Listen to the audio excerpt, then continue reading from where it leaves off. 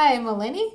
I'm Rob. Welcome to the You Big Talker comedy show. So this week, you might notice our scenery is a little different. We are cat sitting, which involves cat standing and walking. I gotta tell you, it's not like walking dogs. They really enjoy going to where they're going, and if you don't want to go where they're going, they'll hiss at you. It sounds familiar. You Big Talker, talk show. This week's show, we're focused on the wildfires that are going on throughout the world. Yeah, it's so sad. So even though science has repeatedly shown the connection between animal agriculture and climate change, the industry itself has tried to block progress toward more sustainable foods. There's an article that I'm going to link below that shares livestock farmers receive about 1,000 times more public funding than plant-based or cultivated meat. Wait, 1,000? So scientists say basically that addressing this issue of the meat and dairy is the single biggest way for people to reduce their impact on the planet. Sounds dire. Is there any hope? The EU has proposed to accelerate the shift to more sustainable diets. The Boston Consulting Group last year in 2022 said plant-based meat was by far the most effective climate investment.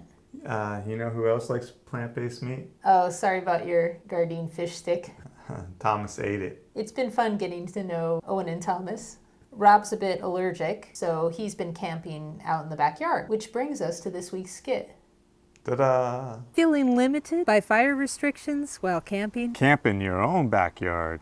Oh, it's dark. I'm cold. What is fire? It's just light and heat, am I right? It's also the star of camping. Don't worry. There are 3 ways you can camp for climate change. You're going to need your own backyard, a mask, and a fire extinguisher. Solution number 1, camp in the daytime. It's light and warm. Just like a fire. You can still do all the things you want to do with fire. Just throw all your kindling in a circle in front of all of your uncomfortable seats. You won't notice a difference. This is great. It's light, it's warm. Now, I just need to roast this field roast. That's okay. Go inside. Watch bird life from the incredible window.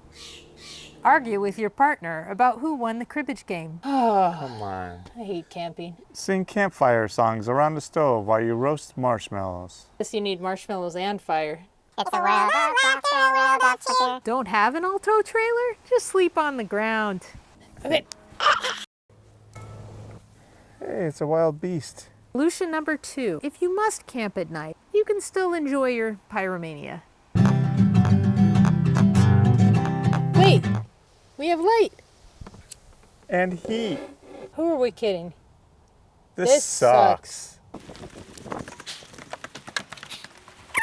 There is the final solution. Not recommended at home. Camp near a wildfire. Get all the fire you want. And more. May cause lung and mind damage due to smoke inhalation, burns, and existential dread. Somebody needs to invent fake fire that we can play with.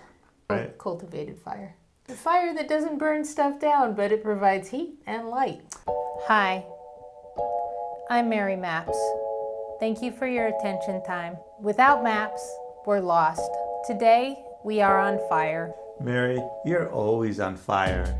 Hot? Please, this is my show. Here we have a map of the fires in the US of A as of last week. The map shows us that we are on fire. A few episodes ago, I shared one of the first maps created in Greece. This summer, the cradle of civilization burned. This map shows how widespread the fires were. Here, a farmer tries to save his animals. Today's show is sponsored by these animals, who represent, over the years, all of the animals lost in wildfires. This makes me want to drown my sorrows in comfort food. Let's cook that up. When you hear Tyson, what do you think? I think of... That was a rhetorical question. Now they launched chicken without the consciousness. Nuggets that won't set your world on fire. This episode is dedicated to both the people and the animals who have lost their lives due to wildfires. Find yourself in the world with maps.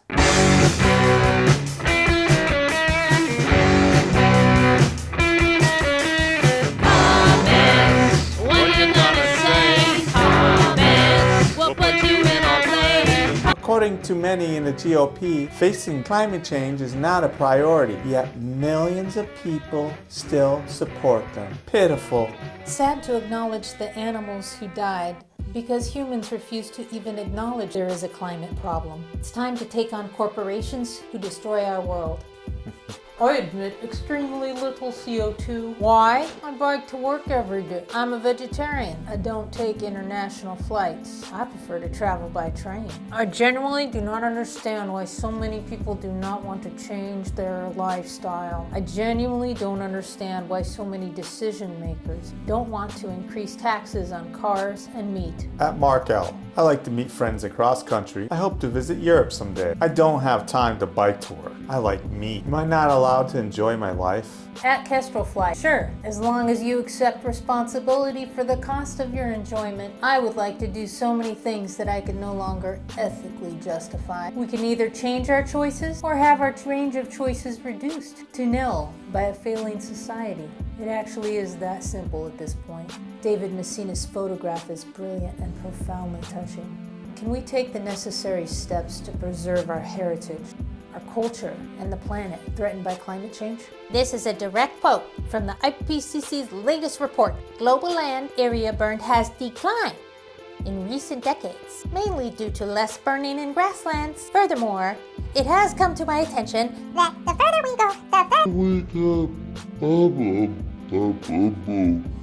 At Misha38, your quote is taken out of context and is misleading. Here's the full paragraph. Climate change is playing an increasing role in determining wildfire regimes alongside human activity, with future climate variability expected to enhance the risk and severity of wildfires in many biomes.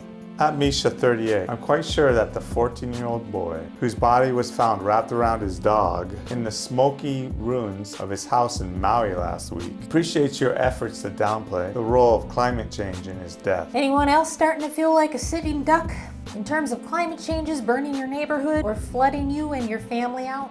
At Color Within the Lines, you must have missed the part about the fires being 80% set by people. At Ryan, they might have been set by people, but the huge scale of the fires is due to what a dry, windy planet. At Ryan, you must have missed the parts about the climate crisis. There are 350 fires burning in Greece right now. The worst summer since record keeping began. A lot of the world is burning right now. Every cloud is in the news today. Certainly you didn't hear about the rainstorm I was in '96 when it dropped 12 inches in a little more than an hour. At Ryan, to point out a single instance of a weather event in 1996 as an example to make your point, whatever your point is ignorance on parade. We need collective action now, as we have no time to lose fighting the global climate crisis. We've done it successfully before, and we can do it again. Let's use our voices. Let's act together. Join your local Climate Citizens Lobby chapter, volunteer for the Environmental Voter Project, or join another climate action group and vote every time. It was Jimmy Carter who put solar panels on the roof, and it was Ronald Reagan who took them down. Hey, taste the difference. Can you hand me a cigarette?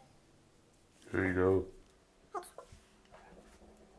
Just a heads up, linked in our YouTube below is something very important that you can sign. In addition to, we have a couple links to help with the wildfire relief donations. There's an insane act that was introduced here in the USA called Ending Agricultural Trade Suppression, the EATS Act.